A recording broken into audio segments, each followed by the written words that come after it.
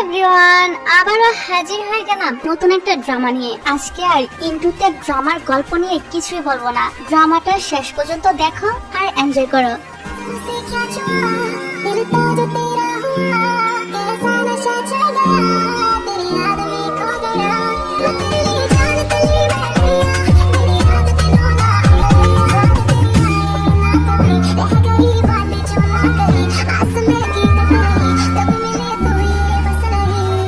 গল্পের শুরুতে আমাদের হিরো চ্যানকে দেখানো হয়। সে একটা গেমিং কোম্পানির প্রেসিডেন্ট, কিন্তু ওর একটা অদ্ভুত রোগ ছিল। সে কাউকে ছুঁলেই তার শরীরে অ্যালার্জি শুরু হয়ে যায়, যেটা তার ছোটবেলার একটা ট্রমা থেকে শুরু হয়েছিল। আর এই ঘটনা তো সে প্রতিদিন রাতে স্বপ্নেও দেখতো। এটা হলো আমাদের নায়িকা নোয়ান, যার স্বপ্ন ছিল একটা গেমিং কোম্পানিতে অ্যানিমেশন ডিজাইনার হওয়া। কিন্তু বেচারি ছোটবেলা থেকে ভীষণ আনলাকি। সে যে কাজে হাত দিত না কেন সেটাই ভুল হয়ে যায়। আজ নোয়ানের একটা কোম্পানিতে ইন্টারভিউ ছিল। তার সিনিয়র, যে কিনা তার রুমমেট, সে তাকে ফোন করে জিজ্ঞাসা করে, তুমি কত দূর? নোয়ান বলে, তুমি চিন্তা করো না, আমি প্রায় পৌঁছে গিয়েছি। কিন্তু তখনই সে তার সাইকেলটা নিয়ে পড়ে যায়, আর তার ফোনটা উড়ে গিয়ে পড়ে ম্যানহোলের ভিতরে। এরই মধ্যে রাস্তা দিয়ে গাড়ি যাবার সময় তার উপরে রাস্তার নোংরা পানি এসে ছিটে পড়ে, যেটা কিনা চ্যানেরই গাড়ি ছিল। এদিকে প্রেসিডেন্ট আসছে শুনেই তো অফিসের সব কর্মচারীরা হাতে গ্লাভস পরে অফিস পরিষ্কার করতে শুরু করে দেয়, কারণ তাদের বস চ্যানের নোংরা একদমই পছন্দ না। কোম্পানির এক ডাইরেক্টর সেদিন একটা গ্লাভস পরেছিল, যেটা দেখে চ্যান তার স্যালারির অর্ধেক কেটে নেয়। অন্যদিকে নোয়ান কোনো রকমে কোম্পানিতে পৌঁছে যায়, তবে তার ভাগ্য এতটাই খারাপ ছিল যে একটুর জন্য সে গেটের বাইরেই থেকে যায়। তখন সে ভিতরে থাকা কর্মচারীকে গেট খুলতে বললে সে কর্মচারী জানায় সে 10 সেকেন্ড লেট করেছে। এবার নোয়ান বাইরে আসার পর তার সিনিয়র উসিন তাকে সান্ত্বনা দিতে থাকে আর বলে, তুমি তো একটা পরী, তুমি মন খারাপ করো না। তখন নোয়ান বলে, হ্যাঁ আমি আনলাকি পরী। তারপর নোয়ান সেই গাড়িটা দেখতে পায়, যেটা তার গায়ে পানি ছিটিয়ে দিয়েছিল। তারপর সে গাড়ির কাছে দৌড়ে যায় আর বলে, তোর মালিকের জন্যই আজ আমার ইন্টারভিউটা মিস হয়ে গেল। তখন গাড়ির লাইট হর্ন বেজে ওঠে। নোয়ান বলে, দাঁড়া, আমার কথা তো এখনো শেষ হয়নি। এই বলে সে যখন গাড়িটা একটা লাথি মারতে যাবে, তখন তার জুতাটা উড়ে গিয়ে চ্যানের সামনে পড়ে। এবার নোয়ান তার সামনে যায় আর বলে, এই গাড়িটা তোমারই তাই না? তোমার জন্যই আজ আমার ইন্টারভিউটা মিস হয়ে গিয়েছে। তোমার তো আমার কাছে ক্ষমা চাইতে হবে। চ্যান তার অ্যাসিস্ট্যান্ট কিয়ানকে জিজ্ঞাসা করে, এটা আবার কে? তখন কিয়ান বলে, আজ যারা ইন্টারভিউ দিতে এসেছিল সে তাদেরই মধ্যে একজন। এখানে তো উসিন নোয়ানকে থামানোর অনেক চেষ্টা করছিল, তবে নোয়ান তো থামছিলই না। তখনই উসিন বলে ওঠে, আরে চুপ করো, এটাই তো এই গেমিং কোম্পানির প্রেসিডেন্ট। নোয়ান বলে, তাতে কি হয়েছে? এই বলে তার হুঁশ আসে আর বলে, কি বললে তুমি? তখনই চ্যান বলে ওঠে, আমার জন্য যেহেতু তোমার ইন্টারভিউ মিস হয়েছে, তাই আমি তোমাকে আরেকটা সুযোগ দিচ্ছি। পরের সিনে আমাদেরকে ইন্টারভিউর দৃশ্য দেখানো হয়। নোয়ান ভাবে, এত দূর থেকেও কি আমার কথা শুনতে পাবে? তখন চ্যান বলতে শুরু করে, তুমি সবেমাত্র গ্রাজুয়েশন কমপ্লিট করেছো, তোমার কাজের কোনো এক্সপিরিয়েন্সও নেই, তুমি কিভাবে এই কোম্পানিতে কাজ করার কথা ভাবলে? নোয়ান বলে, আমার ছোটবেলা থেকে গেমিং এ অনেক বেশি ইন্টারেস্ট, আর আমি অনেকগুলো অ্যানিমেটেড পেন্টিংও তৈরি করেছি। চ্যান একটা পেন্টিং দেখতে চায়, কিন্তু নোয়ান দেখে সেটা পানিতে ভিজে একদম নষ্ট হয়ে গিয়েছে। এটা দেখে চ্যান চলে যাচ্ছিল। তখন নোয়ান তার কাছে আরো একটা সুযোগ চায় আর বলে, আমি আসলে আনলাকি, তাই আমার সাথে এরকমটা হচ্ছে। চ্যান রেগে বলে, তুমি যদি এই ইন্টারভিউকে গুরুত্বপূর্ণ মনে করতে, তাহলে তুমি সময় মতো আসতে আর তোমার পেন্টিং গুলোকেও সামলে রাখতে। আর এখন কি আর করার, ইন্টারভিউ খারাপ হওয়াতে নোয়ানের মনটা খারাপ হয়ে যায়। তারপর সে একটা রেস্টুরেন্টে গিয়ে সেখানে বসে চ্যানকে গালি দিতে থাকে। এখানে থাকা এক লোক নোয়ানকে একটা চশমা দিয়ে বলে যে এটা তোমার ভাগ্য ভালো করে দিবে। নোয়ান ভাবে, এটা তো একটা চশমা, এটা কিভাবে আমার ভাগ্য ভালো করবে? পরের দিন তার ভাই মিং তাকে ফোন করে বলে, আমাকে জলদি স্টেশন থেকে নিয়ে যাও। তাকে আনতে যাবার সময় রাস্তায় সে চশমাটা পরে। তারপর সে দেখতে পায় চারপাশের লোকজনের শরীর থেকে স্পার্কেল বের হচ্ছে। চশমার বক্সের ভিতর একটা নোট পায়, যেটাতে লেখা ছিল, যার কাছে তুমি গোল্ডেন স্পার্কেল দেখতে পাবে সে তোমার ভাগ্য ভালো করে দিবে। নোয়ান তো একথা বিশ্বাসই করে না, কিন্তু তারপর সে দুজন পিঙ্ক কালারের স্পার্কেল বের হওয়া ছেলে মেয়েকে কাপল হয়ে যেতে দেখে। ফলে তার তো এই কথা বিশ্বাস হয়ে যায়। এরপরেই সে রাস্তায় চ্যানকে দেখতে পায়। তার পিছু পিছু সে একটা হোটেলও ঢুকে পড়ে, কিন্তু স্টাফ তাকে আটকে দিয়ে বলে উপরটা শুধু ভিআইপিদের জন্য। নোয়ান বলে আমার বাবা উপরে আছে, আর সে উপরে চলে যায়। পিছন থেকে চ্যানকে দেখে সে ভাবে এ যদি আমার গুড লাক হয় তাহলে তো আমার লটারি লেগে যাবে। তখন ভুল করে তার হাত লেগে ওইখানে থাকা একটা টপ পড়ে যায়, আর চ্যান তাকে দেখে ফেলে। নোয়ান পালিয়ে ওয়াশরুমে চলে যায়।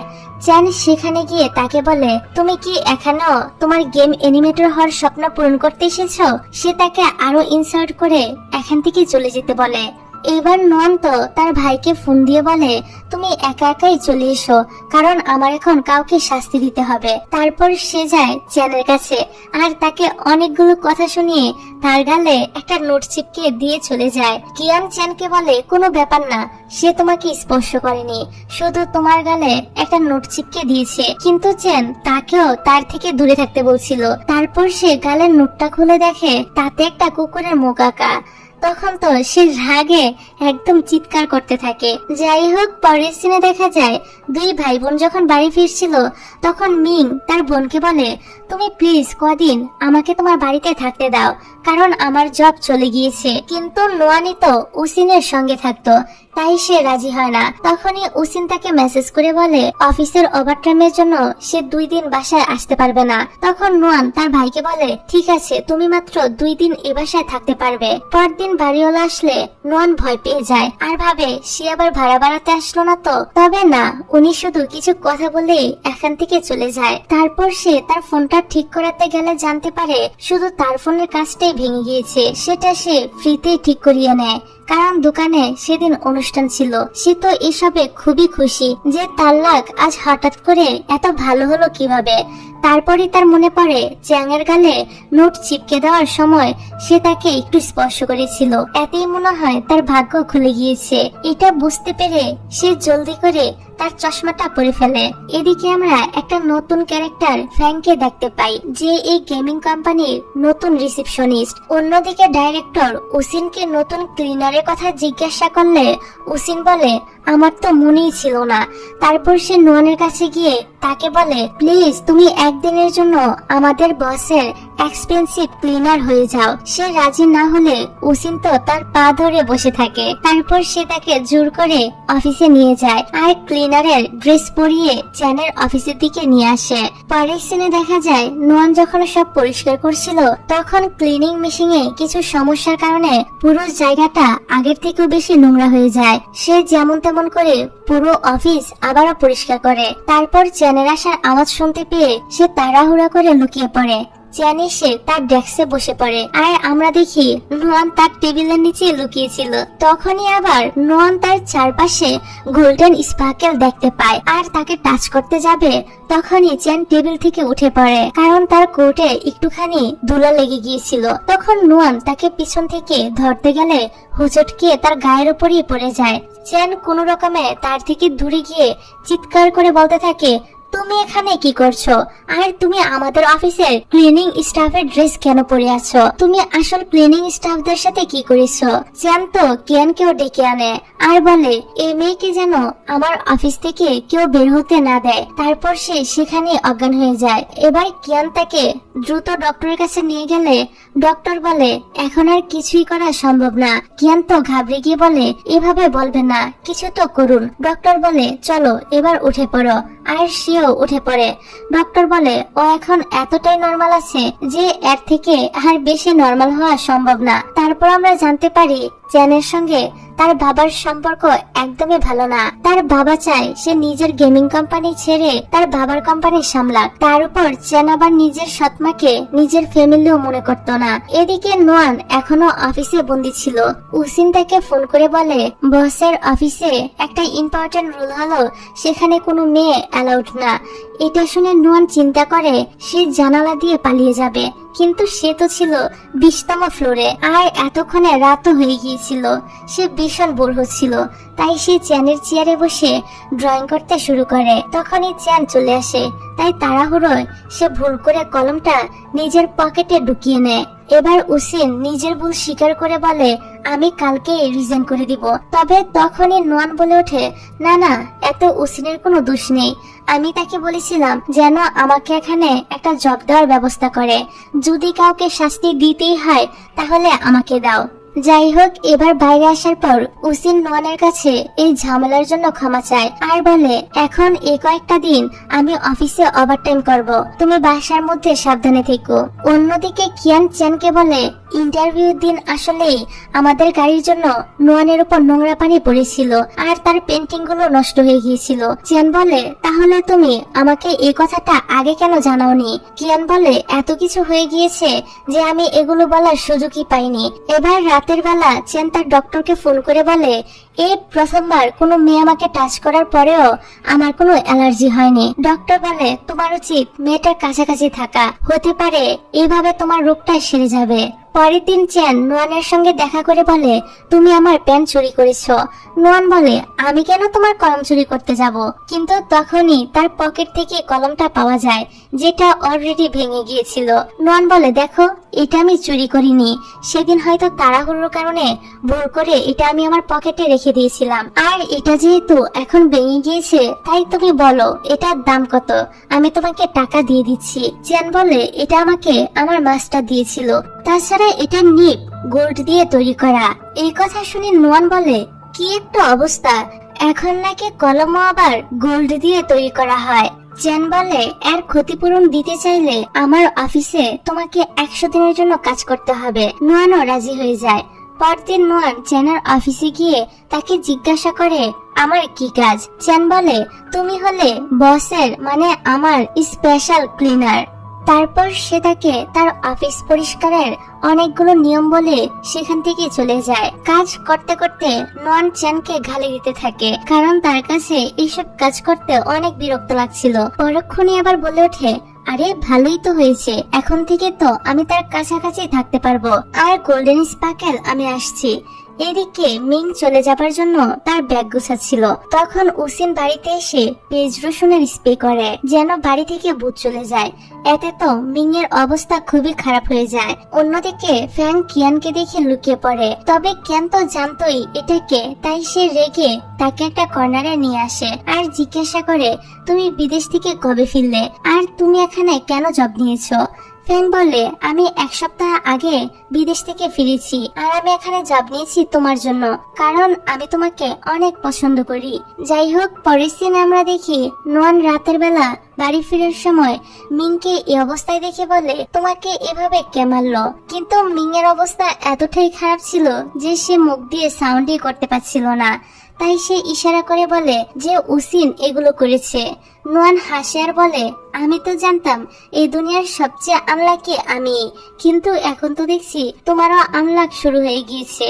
তারপর নোয়ানের মা তাকে ফোন করে একটা ডেটে যেতে বলে, কিন্তু নোয়ান মানা করে দেয়। তবে তার মা তো তাকে জোর করে একটা ড্রেস পরিয়ে পাঠিয়ে দেয়। এদিকে চ্যানের কাছে তার বাবা এসে বলে তুমি আমার কোম্পানির একটা প্রজেক্ট কমপ্লিট করো, এর থেকে যে প্রফিট আসবে সেটা সম্পূর্ণ তোমার। কিন্তু চ্যান মানা করে দেয় আর বলে আমার এই কাজে কোনো এক্সপিরিয়েন্সই নেই, তাই এটা আমি করতে পারবো না।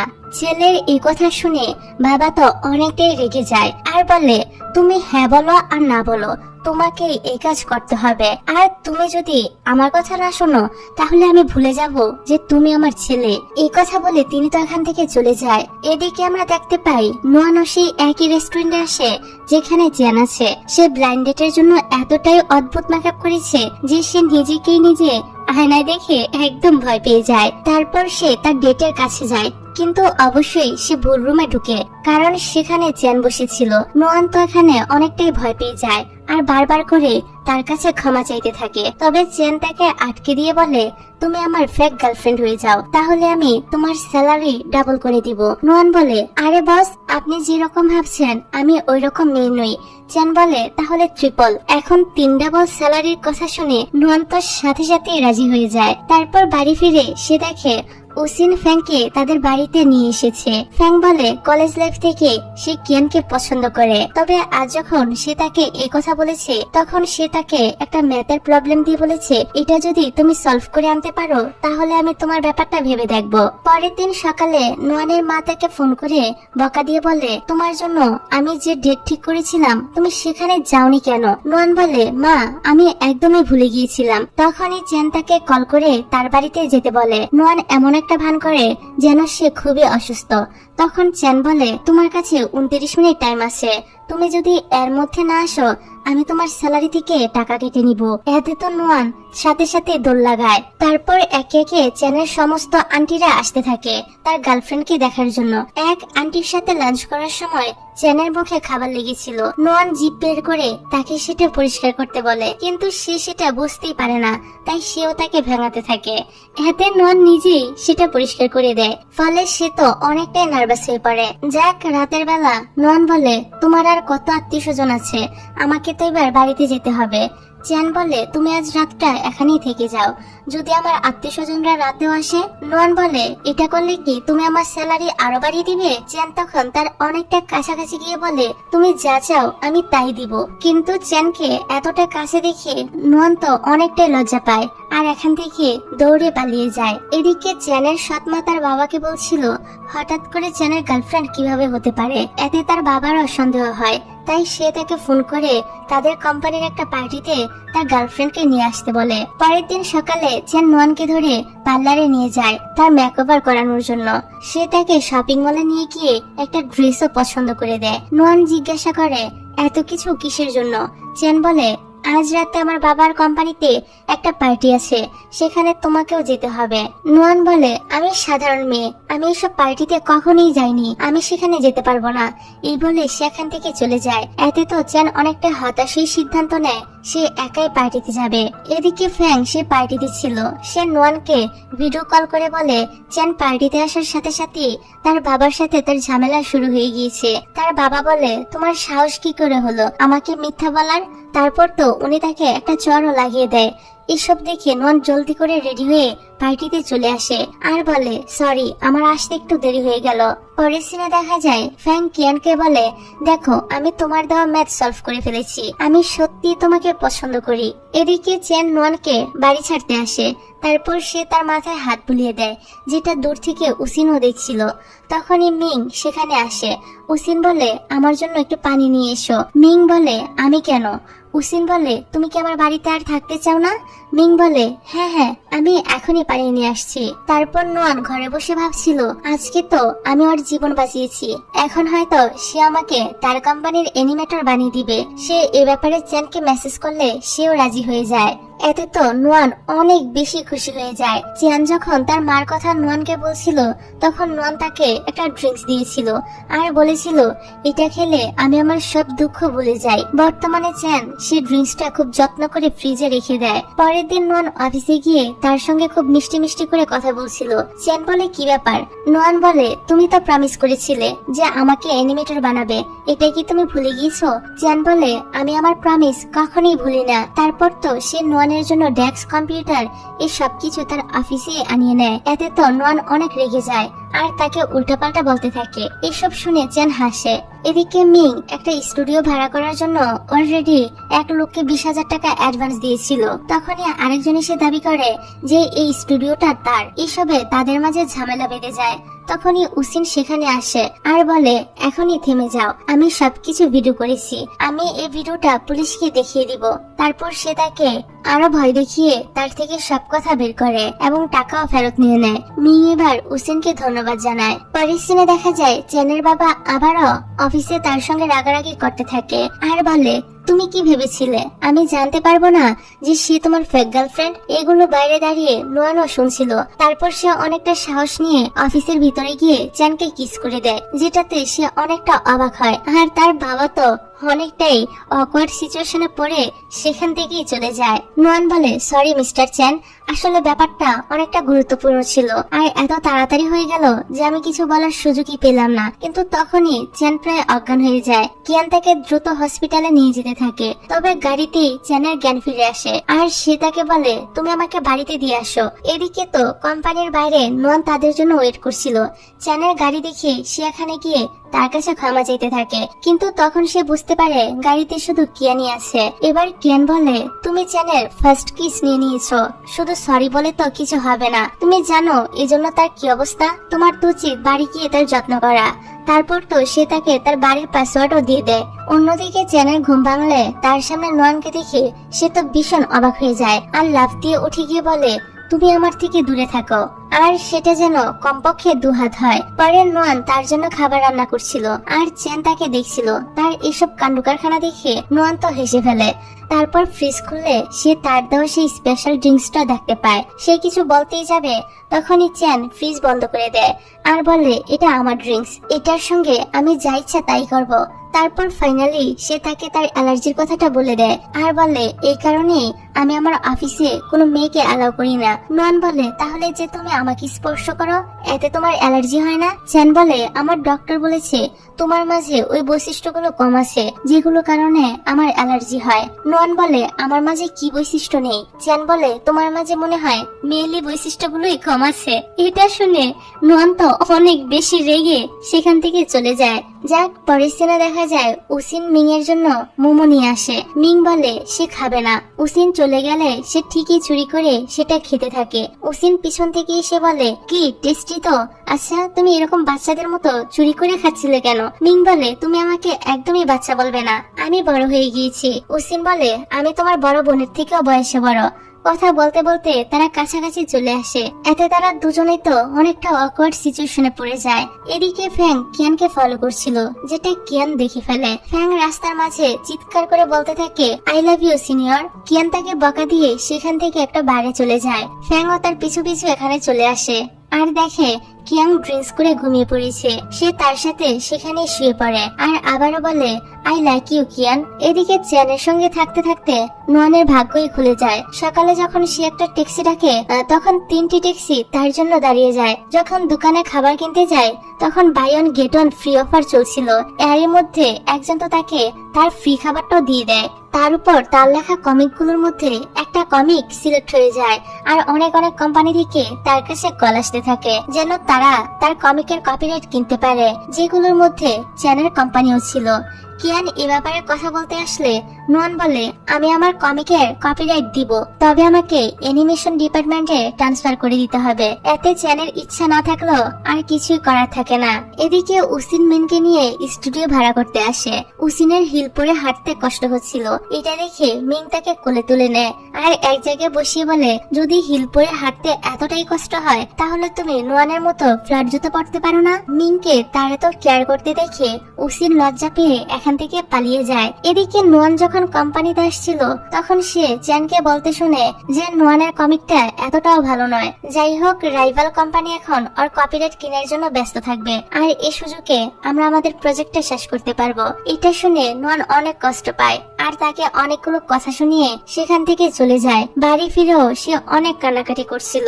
এটা দেখে তো মিং এর চ্যানের উপরে প্রচন্ড রাগ হয়। পরের দিন দেখা যায় চ্যানের মনটাও অনেক খারাপ ছিল, তাই সে সমস্ত কর্মচারীর সঙ্গে অনেক বেশি রুড ব্যবহার করছিল।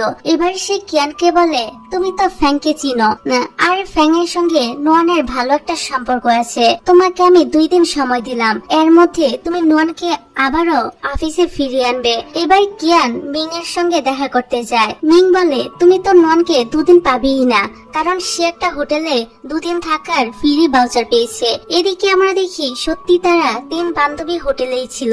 এখানে তারা অনেক মজা করছিল।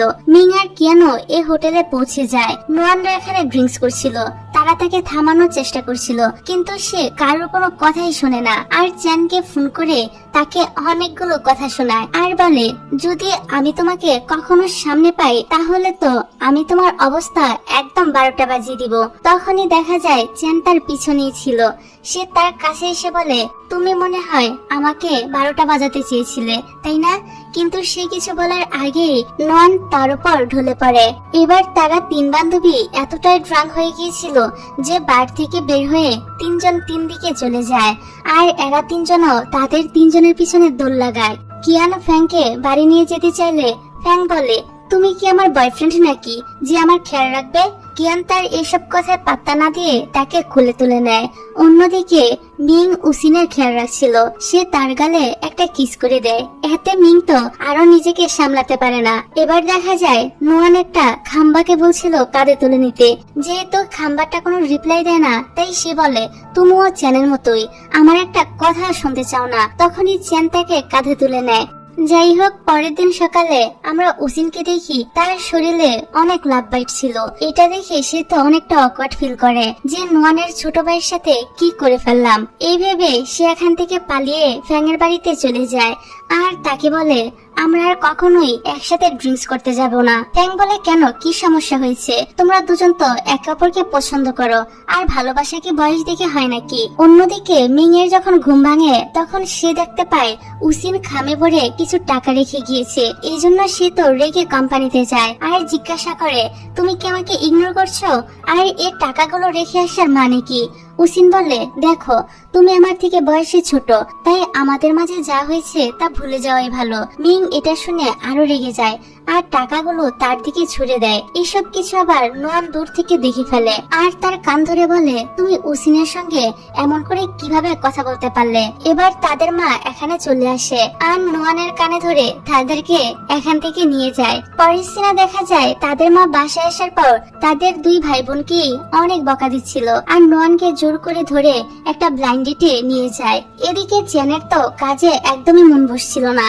তখন কিয়ান বলে হ্যাঁ হ্যাঁ বুঝেছি, তুমি এখন একটা ব্রেক নিয়ে নাও। চিয়ান বলে আমি মোটেও নোয়ানের কথা ভাবছি না। কিয়ান বলে আমি তো তার কথা বলিনি। এগুলো নিয়ে তাদের মাঝে ছোট একটা লড়াই লেগে যায়, যেটা দূর থেকে ফ্যাং দেখে ভুল কিছুই ভেবে নেয়। উসিনের মন খারাপ দেখে নোয়ান তার চশমাটা পরে নেয় আর দেখে তার চারপাশে প্রিন্স সার্কেল, তার মানে সে প্রেমে পড়েছে। উসিন এটা শুনে বলে তুমি কমিক এবার একটু কম পড়ো। পরের সিনে দেখি তিন বান্ধবী যখন একসাথে ছিল তখন টিভিতে একটা কিসের সিন দেখে নোয়ান তো ব্লাশ করতে থাকে। তখন তারা জিজ্ঞাসা করে কি ব্যাপার, তুমি আর চেন আবার কিস করনি তো? তখন নোয়ান ভুলে বলে ফেলে মোটেও না, ওইটা তো ভুল করে হয়েছিল। তখনই আমাদেরকে ফ্ল্যাশব্যাকের মাধ্যমে দেখানো হয় রাতে যখন নোয়ানের মুখে খাবার লেগেছিল তখন চ্যান কিস করে সেটা পরিষ্কার করে দিয়েছিল। পরের দিন নোয়ান লুকিয়ে লুকিয়ে অফিসে আসছিল যেন চ্যানের সামনে পড়তে না হয়। তার বান্ধবীরা তাকে দেখে তার পিছনে দাঁড়িয়ে পড়ে, এতে সে ভয় পেয়ে যায়। তারপর যখন সে চ্যানকে দেখে তখন সে ওইখান থেকে পালিয়ে যায়। এবার ফাইনালি পালাতে পালাতে সে একটা কস্টিউমের ভিতরে ঢুকে পড়ে। চ্যান যখন সেটা জানতে পারে তখন সে ওই কস্টিউমটাকে তার অফিসে আনিয়ে নেয়। তারপর সে লাঞ্চ অর্ডার করে আর নোয়ানকে দেখিয়ে দেখিয়ে খেতে থাকে। নোয়ান তো অনেক কষ্ট করে নিজেকে সামলাচ্ছিল। তারপর চ্যান যখন তার দিকে এগিয়ে আসতে থাকে তখন নোয়ান পিছিয়ে যেতে থাকে। এবার চ্যান বলে তুমি যদি প্রতিদিনও এরকম কস্টিউম পরে আসো তাও আমি শুধু তোমাকেই দেখবো। তারপর সে পুতুলটার মাথাটা সরিয়ে বলে না, আমি আসলে মজা করছিলাম। তুমি যদি প্রতিদিন এরকম কস্টিউম পরে আসো তাহলে তোমার আর অফিসে আসার দরকার নেই। এতে নোয়ান রেগে সেখান থেকে চলে যেতে নেয়। তখনই চ্যান তাকে দাঁড় করায়। তারপর তারা একসাথে বসে খেতে থাকে। চ্যান বলে সামনে একটা কম্পিটিশন আছে যেটার জন্য তোমার কমিককে সিলেক্ট করা হয়েছে, তাই এখন থেকে তোমাকে ভালোভাবে কাজ করতে হবে যেন আমরা জিততে পারি। এটা শুনে নোয়ান এবার অনেকটাই খুশি হয়ে যায়। অন্যদিকে ফ্যাং অনেকগুলো কাগজে আই লাইক ইউ লিখে কিয়ানের অফিসের দরজার নিচ দিয়ে ভিতরে পাঠিয়ে দেয় আর নিজেও দরজার বাইরে থেকে একটা কাগজ ধরে বলে আই লাইক ইউ সিনিয়র, কিন্তু কিয়ানেতে কোনো রেসপন্সই করে না। এদিকে রাতের বেলা নোয়ান যখন অফিসে কাজ করছিল তখন তার একটা ফাইলের দরকার হয় যেটা অনেক উঁচুতে ছিল। তখন চ্যান এসে সেটা নামিয়ে বলে এটা কি তোমার চাই? নোয়ান বলে হ্যাঁ। চ্যান ফাইলটা আবারও উপরে রেখে দিয়ে বলে নিজের কাজ নিজে করো, যেটা দেখে নোয়ান তো অনেকটাই বিরক্ত হয়। যাক, পরের সিনে দেখা যায় উসিন যখন বাড়ি ফিরছিল তখন তার এক্স বয়ফ্রেন্ডের সাথে তার ধাক্কা লাগে আর সে তার একটা ফাইল নিয়ে বলে আমাকে কিস করো, তাহলে আমি তোমাকে তোমার ফাইলটা দিয়ে দিব। তখন সেখান দিয়ে মিং যাচ্ছিল, সে এগুলো দেখে কোনো পাত্তা না দিয়ে সেখান থেকে চলে যায়। তারপর তার এক্স তাকে বলে ব্রেকআপ করার সময় তুমি আমাকে একটা চড় মেরেছিলে, আজ আমার পালা। এই বলে সে যখন তাকে চড় মারতেই যাবে তখনই মিং চলে আসে আর তার সঙ্গে মারামারি শুরু করে দেয়। এদিকে ফ্যাং যখন ট্যাক্সির জন্য দাঁড়িয়েছিল তখন সেখানে একটা লোক আসে আর তাকে উল্টাপাল্টা কথা বলতে থাকে। তখন কিয়ান সেখানে চলে আসে আর তার গায়ে নিজের জ্যাকেটটা দিয়ে ওই লোকটাকে বলে তুমি আমার গার্লফ্রেন্ডকে নিয়ে যেতে চাচ্ছ? তুমি কি আমাকেও নিয়ে যাবে নাকি? এটা শুনে লোকটা সেখান থেকে চলে যায়। এখানে তো ফ্যাং কিয়ানের মুখে গার্লফ্রেন্ডের কথাটা শুনে অনেক বেশি খুশি হয়। তারপর কিয়ান যখন এখান থেকে চলে যাচ্ছিল তখন ফ্যাং তাকে ধন্যবাদ দিয়ে তার গাড়ির জানালায় একটা কিস করে। অন্যদিকে উসিন মিং এর মুখে মলম লাগিয়ে দিচ্ছিল, কিন্তু মিং তো তার উপর রেগেছিল। তখন সে বলে আসলে ও আমার এক্স বয়ফ্রেন্ড, ও এতটাই খারাপ যে ও আমার সমস্ত টাকা পয়সা নিয়ে গিয়ে আরেকজনের সঙ্গে এঙ্গেজমেন্ট করে ফেলেছে। এতে মিং আরো রেগে যায় আর বলে আমি গিয়ে ওকে আরো মেরে আসবো। উসিন বলে না না, তার দরকার নেই, আমি তো তাকে ভুলেই গিয়েছি।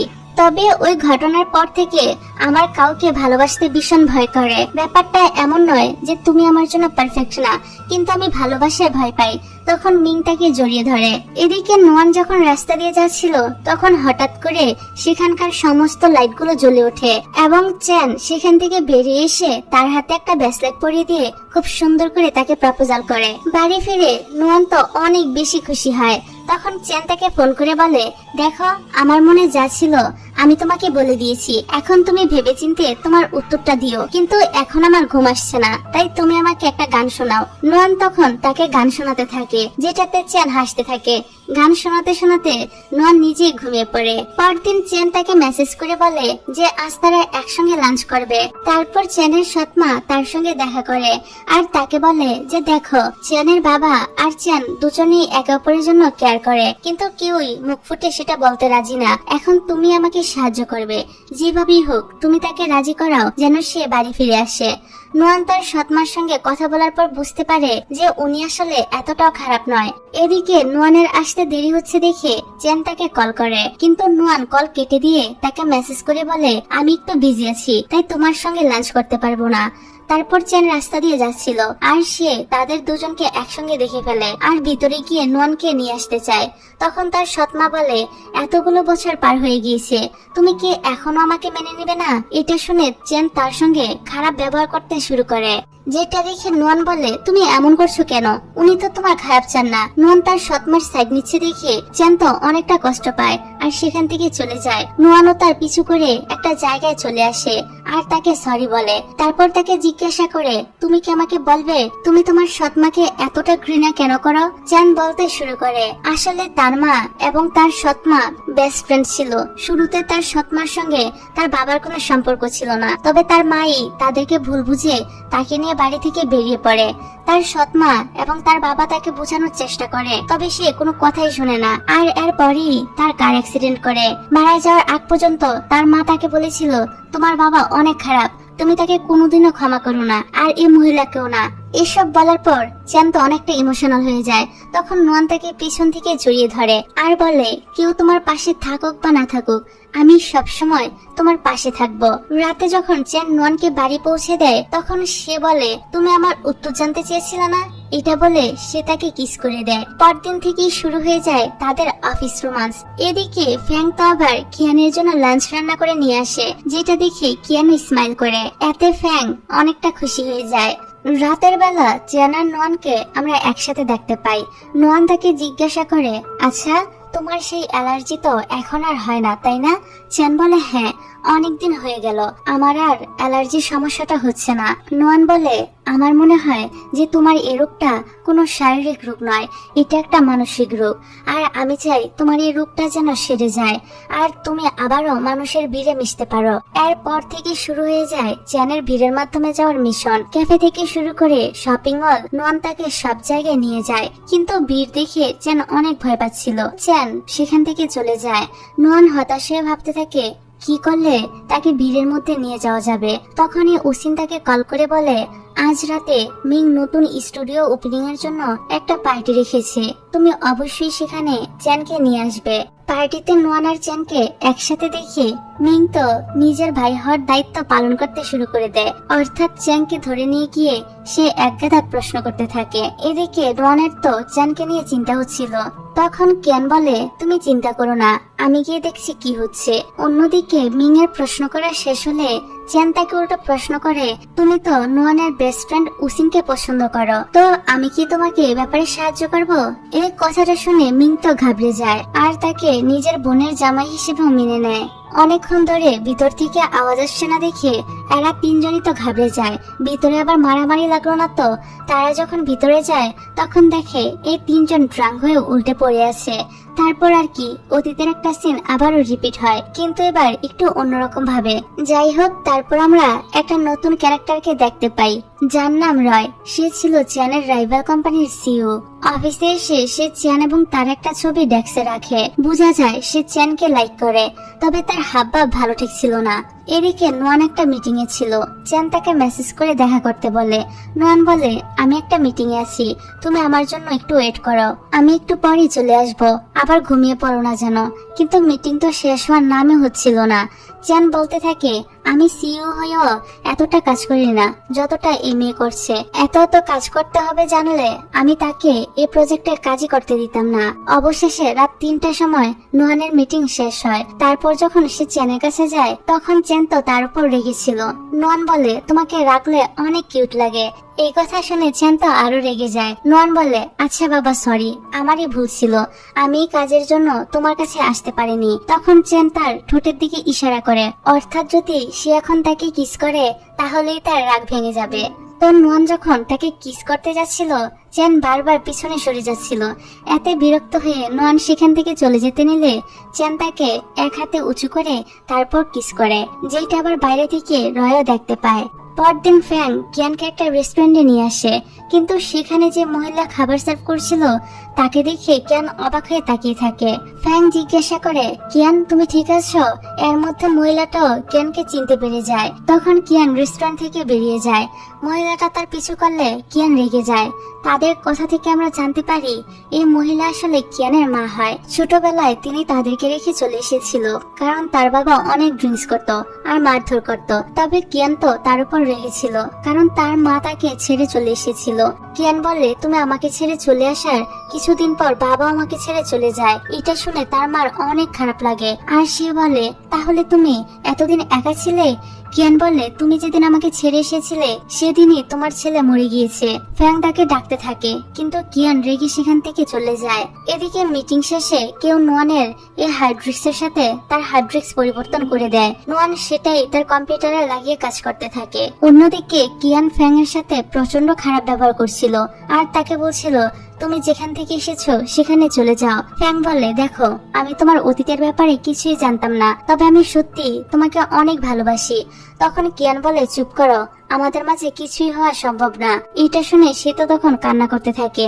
নোয়ান কাজ শেষ করে অফিস থেকে বের হওয়ার সময় কিয়ানকে দেখতে পায়। তারপর সে বাইরে এসে ফ্যাংকে কান্না করতে দেখে বুঝতে পারে কিয়ানের সাথে তার কোনো ঝামেলা হয়েছে। এবার সে আর উসিন মিলে তাকে তার বাড়িতে দিয়ে আসে।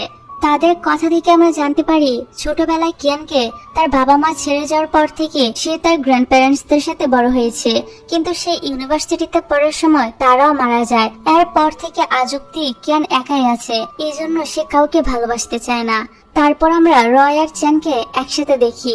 রয় বলে, যদিও আমি তোমার রাইভাল কোম্পানির, কিন্তু আমি সত্যিই চাই তোমার এবং তোমার কোম্পানির সাথে থাকতে। চ্যান বলে, দেখো রয়, আমি জানি তুমি আমাকে পছন্দ করো, কিন্তু আমার উত্তর সবসময় না থাকবে। এটা বলে সে এখান থেকে চলে যায়। পরদিন জানা যায় চ্যানের কোম্পানির সমস্ত কম্পিউটারগুলোতে ভাইরাস অ্যাটাক হয়েছে, এমনকি তার নিজের কম্পিউটারও। তারপর সে তার কোম্পানির বড় বড় প্রোগ্রামারদেরকে ডাকায়, আর তাদের কাছ থেকে জানতে পারে যে এটা অফিসের ভিতরেই কেউ করেছে। সিসিটিভি ফুটেজ চেক করে জানা যায় গতকাল রাতে বেশি রাত পর্যন্ত একমাত্র নোয়ানই কাজ করেছিল। নোয়ান তার টিম মেম্বারদের সঙ্গে কাজ করছিল। তখন সে জানতে পারে যে তার তৈরি করা প্রজেক্টের ট্রেলার রাইভাল কোম্পানি থেকে অলরেডি রিলিজ করে দেওয়া হয়েছে। এতে সে অনেক অবাক হয়ে যায়। তারপর তাকে ডেকে আনা হয়। এখানে চ্যান বলে, তোমার হার্ড ডিস্কটা আমাকে দাও। তারপর সেটা চেক করে জানা যায় যে তার হার্ড ডিস্ক থেকেই ভাইরাস ছড়িয়েছে, আর সেটা কোম্পানির সমস্ত কম্পিউটারগুলোকে এফেক্ট করেছে। এদিকে চ্যানের বাবাকে কেউ কিছু ডকুমেন্ট পাঠায়, যেগুলো দেখে সে তো অনেক অবাক হয়ে যায়। কিন্তু এগুলো কিসের ডকুমেন্টস তা আমাদেরকে আপাতত জানানো হয় না, সেটা পরেই জানা যাবে। এদিকে নোয়ান বলে, তুমি কি আমাকে সন্দেহ করছো? দেখো, এগুলো আমি করিনি। তখন একজন প্রোগ্রামার বলে, টাকার জন্য মানুষ আজকাল সবকিছুই করতে পারে। কিন্তু নোয়ান বারবার নিষেধ করছিল। এর মধ্যে কিয়ান বলে ওঠে, রাইভাল কোম্পানি বলেছে আমাদের কোম্পানিকে তারা নাকি কোর্টে নিয়ে যাবে, কারণ তারা যে প্রজেক্ট নিয়ে কাজ করেছে আমরাও সেটা নিয়েই কাজ করছি। এটা শুনে তো চ্যানের মনটাই ভেঙে যায় আর সে সবাইকে তার অফিস থেকে বের করে দেয়। একটু পর কিয়ান আবারও তার অফিসে আসে আর বলে, তোমার কি মনে হয় এগুলো কে করেছে? চ্যান বলে, আমি নিশ্চিত এটা রয়ের কাজ। কিয়ান বলে, এতগুলো বছর পার হয়ে যাওয়ার পরও সে কেন থামছে না? চ্যান বলে, আমি জানি না, তবে এই সবকিছু খুব দ্রুতই ঠিক করতে হবে আর আমাদের নোয়ানের প্রজেক্টও বাঁচাতে হবে। অন্যদিকে মিং অফিসে এসে বলে, চ্যান কোথায়? উসিন বলে, তুমি তো আজ তার সাথে দেখা করতেই পারবে না, কারণ অফিসে অনেক বেশি ঝামেলা চলছে। মিং বলে, আরে আমিও খুব গুরুত্বপূর্ণ একটা দরকারে এসেছি। আসলে মিং যে স্টুডিওতে কাজ করত সেটাও রাইভাল কোম্পানি কিনে নিয়েছে। তারা তাকে বলে, তোমরা যদি এখানে কাজ করতে চাও তাহলে আমাদের হয়ে কাজ করতে হবে। এদিকে চ্যানের বাবাও আসে। আসলে সে আগে যে ডকুমেন্টগুলো পেয়েছিল সেগুলো ছিল চ্যান আর নোয়ানের প্রথম যে কন্ট্রাক্ট রিলেশন ছিল তার ডকুমেন্টস। চ্যানের বাবা বলে, আমি আর তোমার মা তোমার জন্য কত চিন্তা করি, আর তুমি সেদিন পার্টিতে তোমার কন্ট্রাক্ট গার্লফ্রেন্ডকে নিয়ে এসে আমাদের বোকা বানিয়েছিলে। তারপর যখন সে তাকে চড় মারতে যায় তখন নোয়ান সামনে চলে আসে আর চড়টা তার গালে লেগে যায়। তাকে দেখে উনি তো আরো রেগে যায় আর বলেন, তোমার মতো মেয়েরা টাকার জন্য সবকিছুই করতে পারে, আমার ছেলের কাছ থেকে যত দ্রুত পারো দূরে সরে যাও। এসব বলে উনি তো এখান থেকে চলে যায়।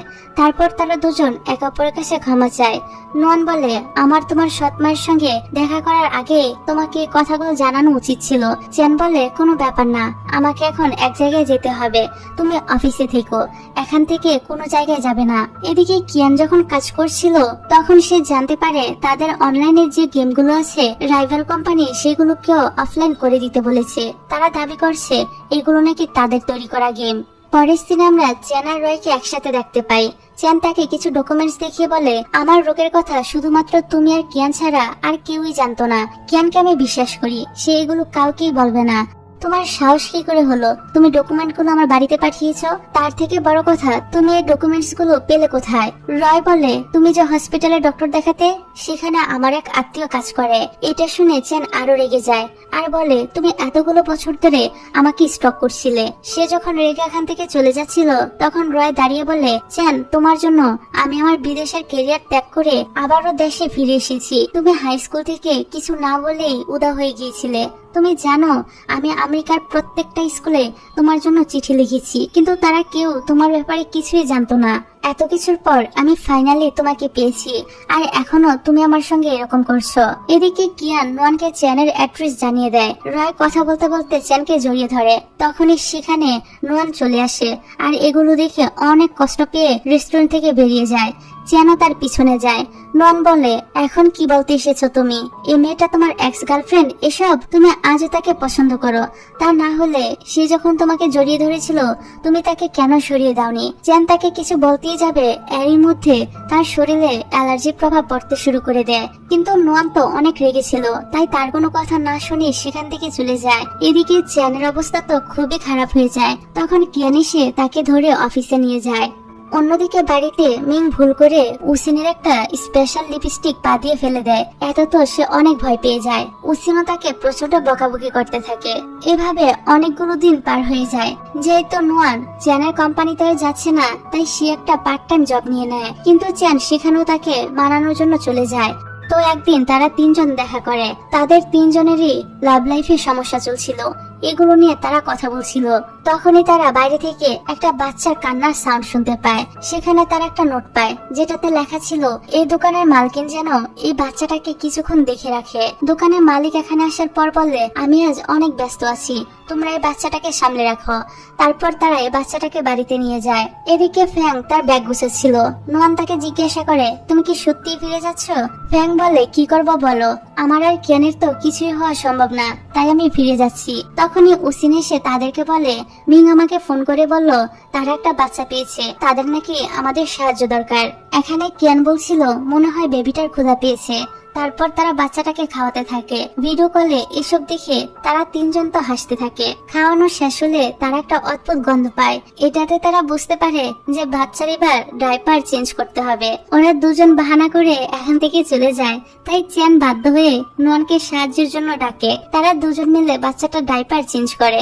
তারপর চ্যান বাচ্চাটাকে ঘুম পাড়িয়ে দেয়। নোয়ান এটা দেখে বলে, তুমি ফিউচারে একজন ভালো বাবা হবে। এখানে তাদের মাঝে আবারও সবকিছু ঠিক হয়ে যায়। পরদিন চ্যান নোয়ানকে নিয়ে তার মার কাছে আসে। তখন সেখানে তার সৎমা এবং তার বাবাও ছিল। আসলে আজকে চ্যানের মায়ের জন্মদিন ছিল। এখানে বাবা ছেলে কথা বলে নিজেদের মাঝে ঝামেলাগুলো শেষ করে নেয়।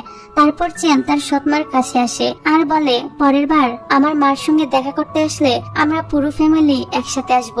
এটাতে তো তার সৎমা অনেক বেশি খুশি হয়ে যায় যে ফাইনালি চ্যান তাকে তাদের পরিবারের একজন হিসেবে মেনে নিয়েছে।